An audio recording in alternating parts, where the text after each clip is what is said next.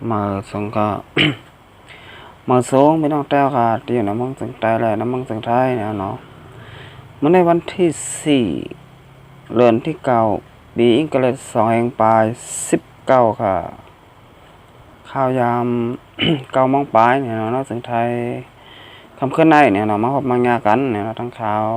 ใจหยัดหนุ่มเนี่ยเนาะคำขึ้นในก็เนี่ยแต่มาอบมาลาดลองการบอลการเมืองเนี่ยเนาะมีข้าวยามโตตัน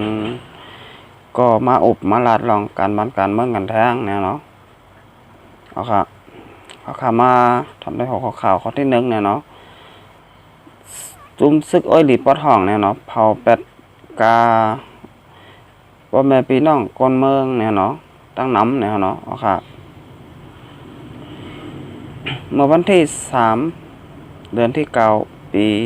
2019เมื่อวานไหนเนี่ยเนาะยามกลางค่ำ7 โมงนั่นจุ่มอ้อยหลีปอดห้อง3 จุ่มTNLA MNTAA แล้วก็ AA เนี่ยเนาะเอาไฟเผาเป็ดกาก้นเมืองเนื้อเส้นตังตีวันนำกดแลโหนองเนี่ยเนาะเจเพียงกดขายเนี่ยเนาะกาหลง3 ลำเนี่ยเนาะแลกาอ่อน4 ลำเนี่ยเนาะกาอ่อน4 ลำแต่ไฟไรใหม่กว่ามดอันไฟไม่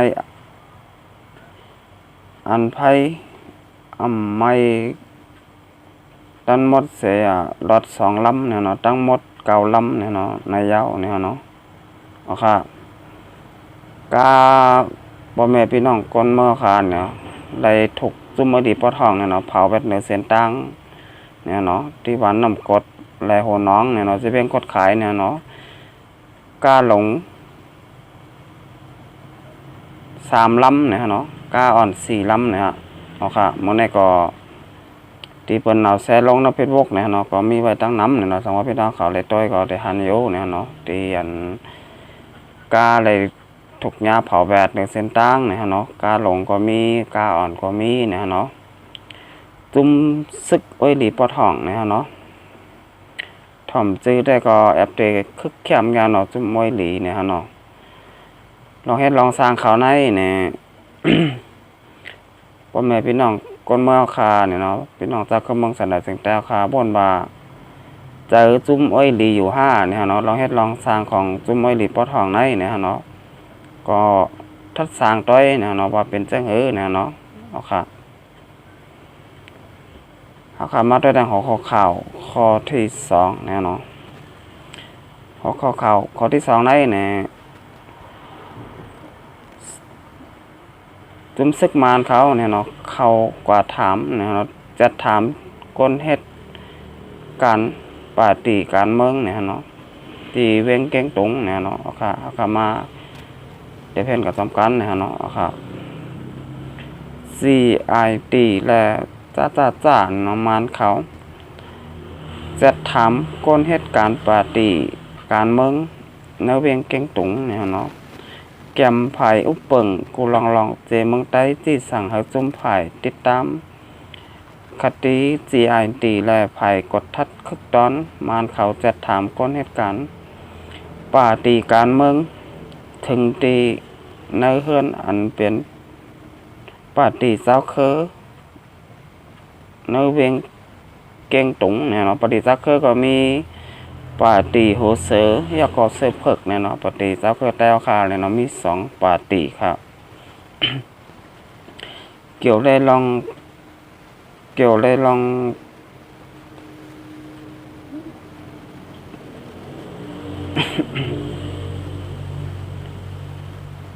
เกี่ยวเลยลองมีการเกี่ยวข้องกันตั้งจุ่มยิบกองกลางเจ้าคือในเมืองใต้เนี่ยเนาะเขาใครว่าจะมีลองเกี่ยวข้องกันเนี่ยนะตั้งอันจุ่มยิบกองกลางเนี่ยในเมืองสันดาลเสียงแต้วคาเนี่ยตั้งปฏิการเมืองเนี่ยเนาะเอาค่ะในเหลือในก้อยเนี่ยนะจุ่มCITและจ้าเนี่ยเนาะจ้า3 โตเนี่ยเนาะมานเขาเข้ากดทัดจัดถามตีเนื้อเฮือนคนเหตุการณ์ปาฏิการเมืองแหล่จะต้อยป้าปืนโต คนเหตุการณ์ปฏิการเมืองกว่า31เกาะในเย้าเนี่ยเนาะอูเย่หน่อยก็เป็นผายอุปเปิงกูลองเจเมืองไต้หลัดตีก้นเหตุการณ์ปฏิการเมืองว่าสังเลยข่าวเงาจุนยิบกองกังเจ้าเคยในจึงเฮาป่องแรงปันตีภูมิปุนพรมานคิดจำว่าหนังในเย้าเนี่ยเนาะได้ฮู้จอมแทงว่าอูเย่หน่ายแกมไผอุปเปิงกูลองเจเมืองไต้ไล่ที่สั่งจุ่ม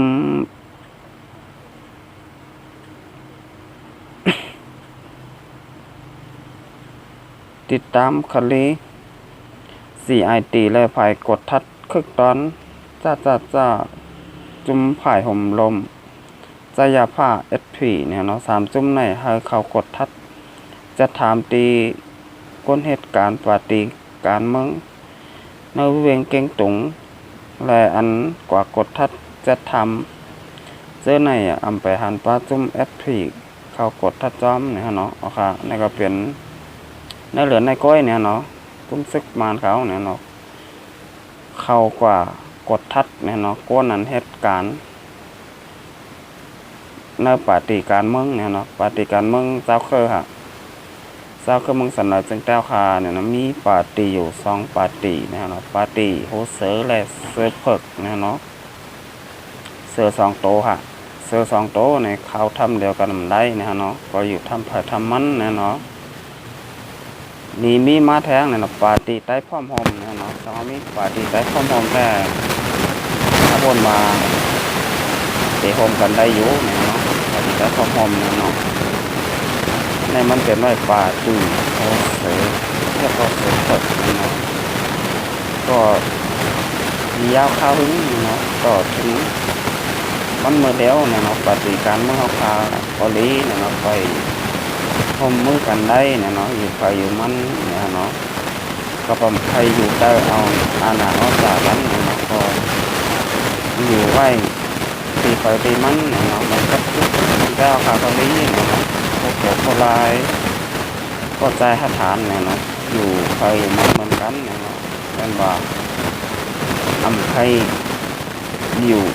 เตออาณาออกจากกันเนี่ยเนาะเราก็ใครเป็นใหญ่เมื่อก็ใครเป็นใหญ่นะเนาะกำลังได้มีก็ใครย่ำใครย่ำลองอาณาอจากกันเนาะใครอยู่แต่อาณาอจากใครอยู่มันอยู่ทางฝ่ายมันเนาะต่อถึงต้องยำในเดียวเนี่ยถ้าเป็นแก้วข้าก็ไปพร้อมๆกันได้เนาะปฏิการเมื่อข้าแล้วก็ไปพร้อมๆกันได้เนี่ยเนาะมานั่งพ่อแม่พี่น้องคนเมืองเฮาคาเนี่ยก็ไปพร้อมๆกันได้เนี่ยเนาะสมาพร้อมๆกันได้เนี่ยก็มันก็เตลีมาเสเก่าเต้ๆเนี่ยเนาะนึงก็เฮ็ด1แมวนึงก็ฮู้1อันก็หัน1แมวเนี่ยเนาะ มันก็ในสมเฮ็ดสังค่ะมาเซมาเนมาหล่ามาวาก็มีเนี่ยเนาะเรื่องไหนในมันหนำดีเนี่ยเนาะเขาพาเป็นพี่น้องชาวเมืองสันดาจึงได้เหมือนกันเนี่ยเนาะนึงก็หู้1หันนึงก็หัน1แมวเนี่ยเนาะมีสังกอมาอบมาลาดมาแตกลายกันเนี่ยเนาะอย่าไปมาหล่ามาเซมาเนเนี่ยเนาะมันก็หลายสังขึ้นมาเนี่ยเนาะเขาพาอยู่ในเมืองสันดาจึงได้เหมือนกันเนี่ยเนาะดีไรมาวนจอยกันมาเขาพาเตเฮ็ดคือกว่าวันตาเมื่อนาหนึ่งเขาพาพดอะไรบ้านเมืองเฮาค้าเนี่ยได้เพราะได้ขึ้นอย่างมาสูงขึ้นมาเลยเสียเก่าเนี่ยเนาะเมื่อก่อนป้นมานั้นเนี่ยมันก็ดีเนี่ยเนาะมันเมื่อนาป่าไหนเนี่ยให้มันดีมาเสียเก่านั่นเนาะค่ะเลยอ่อนกันมาคมมือกันเนี่ยเนาะเป็นน้ำหนึ่งแต่เดียวกันเนี่ยเนาะค่ะ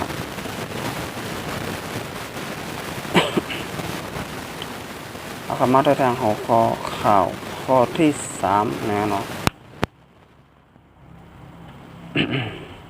ดับซึกซึ่งแต้วค่ะเนี่ยเนาะRCSSSAเนี่ยเนาะตีงยับไรกลสู่ซิมกินยาเมากำตั้งน้ำเนี่ยเนาะค่ะเมื่อวันที่3วันที่9ปี2 19ค่ะเมื่อวานไหนเนี่ยดับซึกซึ่งใจ RCSSSSA เข้าตีงับก้นกล้าขายสู่ซิมกินยาเมากำต้าสี่เนี่ยเนาะแลซิมไหลปลาเคืองกองกลางเนี่ยเนาะกำลังพ่อแม่พี่น้องคนเมืองในปุ่นตีย้อนตังหอมมือป่องแรงมาติดตับศึกสึงใจ RCSSSA ให้ไหลเข้ากว่ากดทัดตี้งับปันเนี่ยเนาะคนกล้าขายสู่ซิมกินยาเมากำเนี่ยเนาะตีในเมืองเก่าน้องซ้อมเนี่ยเนาะหัวปุ่งเมืองนางเจเวงเกซีในเสเนี่ยเนาะภูมิปุ่นพร RCSSSA เนี่ยเนาะไหลเข้ากดทัดตีงับคนเกี่ยวข้องยาเมากำอยู่ยาวเนี่ยเนาะวันที่3 เดือนที่ 9 ปี2019ค่ะยามกลางหนาว4 โมงถึง 11 โมงกลางวันเนี่ยเนาะก็ดับศึกสึงใจ RCSSSA เนี่ยเนาะเลยเขากดทัดก้นกล้าขายสู่ซิมกินยาเมากำเนี่ยเนาะจำหนังได้หับลองป่องแรงตีพ่อแม่พี่น้องคนเมืองในพื้นที่นั่นเสเนี่ยเนาะกดทัดติ้งยับไหลก้นเกี่ยวข้องยาเมากำเนี่ยเนาะจ่าย22 เกาะเนี่ยเนาะยิง13 เกาะเนี่ยเนาะรวมทั้งหมด35 เกาะเนี่ยเนาะยาม่ายับไหลปลายาม่ามิกจะเป็นอยู่บ่ายเนี่ยเนาะ1,404 เม็ดเนี่ยเนาะยาลำ2 จ้อยเนี่ยเนาะ2 จ้อยหากแก็บปลายเกามูเนี่ยเนาะยาม่าผองครึ่งแอบสเปียเนี่ยเนาะกองปัดหมักผู1 เล่าเนี่ยเนาะ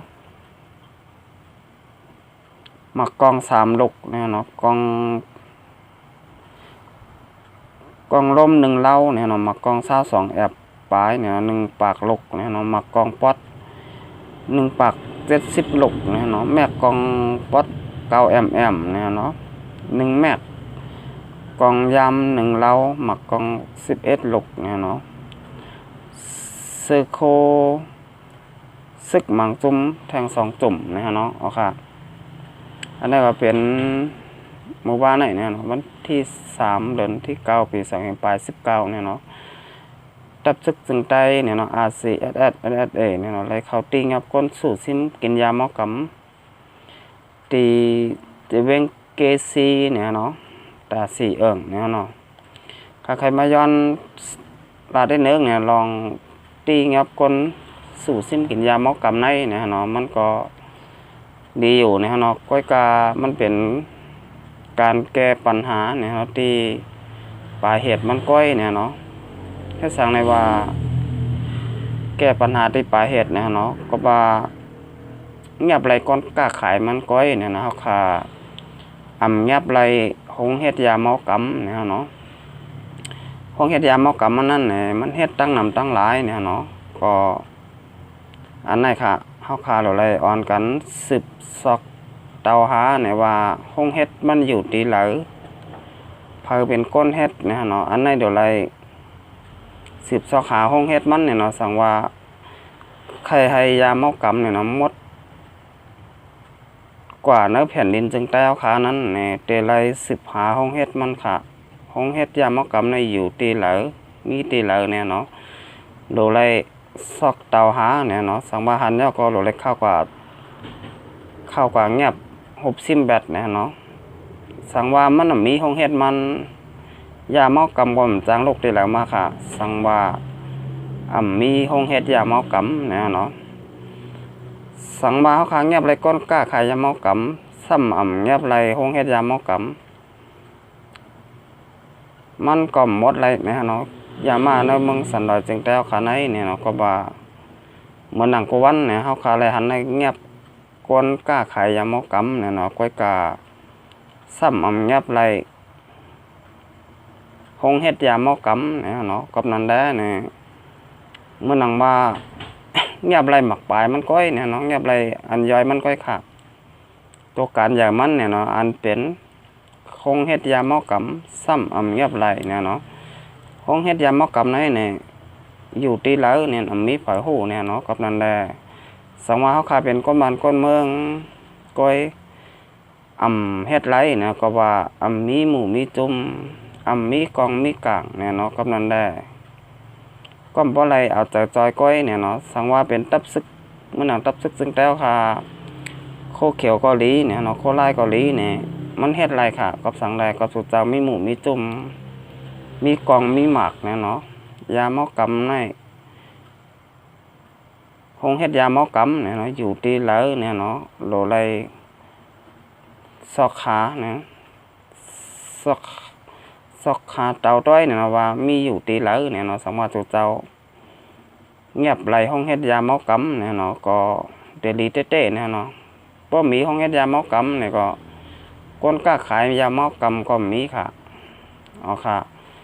สังวางเงียบก้นกล้าขายยาหมอกำเนี่ยเนาะถ้ามันเงียบไรห้องเฮ็ดยาหมอกำเนี่ยก็มันก็ขายออกมาติ๊กๆค่ะคนซื้อมันก็ซื้อมาติ๊กๆเนี่ยเนาะมันบ้ายมันเสียงเนี่ยเนาะก็นั่นแหละเนี่ยสังว่าขายยาหมอกำเนี่ยเนาะหมดกว่าเป็นแผ่นดินจึงได้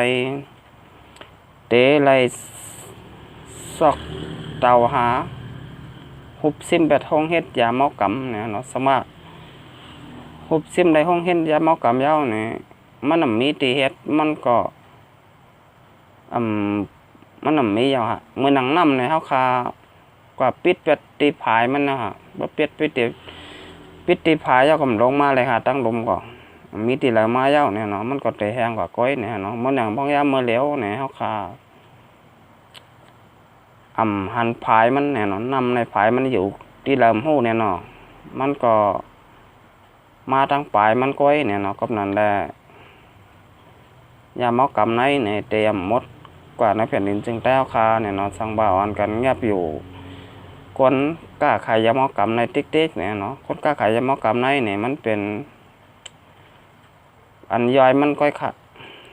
มันเป็นอันย่อยมันก้อยเนี่ยเนาะมันต้องว่าเป็นปลายมันเนี่ยเนาะตัวการยามันในอยู่ที่เหลาเนี่ยนั่นมีผ้าหูเนี่ยเนาะกับนั่นแหละสังว่าใครยาหมอกำเนี่ยเนาะมดก็เป็นในแผ่นหนึ่งจึงแต้วคาในเนี่ยเนาะเตะไรกว่าเงียบห้องเฮ็ดยาหมอกำเนี่ยเนาะสังบ้ามีห้องเฮ็ดยาหมอกำเนี่ยก็คนกล้าขายยาหมอกำก็เต็มมียาวเนี่ยเนาะค่ะกับนุ่นโซดเนี่ยเนาะสังว่าพี่น้องเจ้าก็มังสันเราจึงแต้วคาเนี่ยเนาะมาด้วยคลิปเอาใจหยัดหนุ่มยาวเนี่ยก็กดติดตามบ้านเนี่ยเนาะช่อง YouTube เขาเฮา